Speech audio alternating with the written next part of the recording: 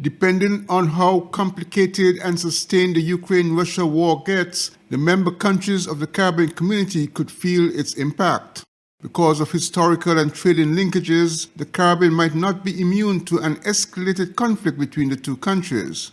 Making the linkage in a recent online interview was Sir Ronald Sanders, Antigua and Barbuda's Ambassador Extraordinary and Plenipotentiary to the United States and the Organization of American States. Sir Ronald has had a career that encompassed broadcast and print journalism, development and commercial banking, diplomacy, and international negotiations.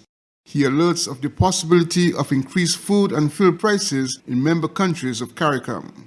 Ukraine is the breadbasket of the European Union and the Middle East. It is from Ukraine that supplies of food come to Europe and to Middle Eastern countries. If that food supply is to stop from Ukraine, there will be food shortages around the world with a knock-on effect of raising food prices everywhere. Now, that's one scenario. The other is that if Ukraine is attacked, Russia will stop its supply of oil and gas through pipelines to European countries that are part of NATO, including Germany and France. Now, if that happens, they're going to start looking for oil and other oil and gas on the international market.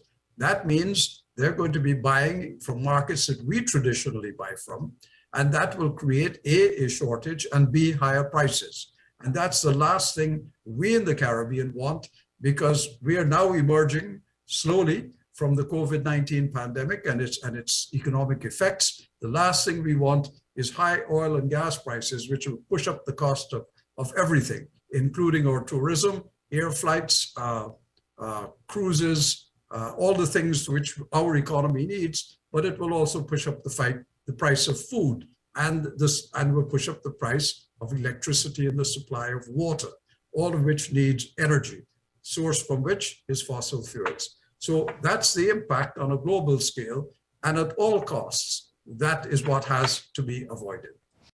Some Caricom countries are also contending with citizens studying and working in Ukraine. Glenn Bart reporting for SK Newsline.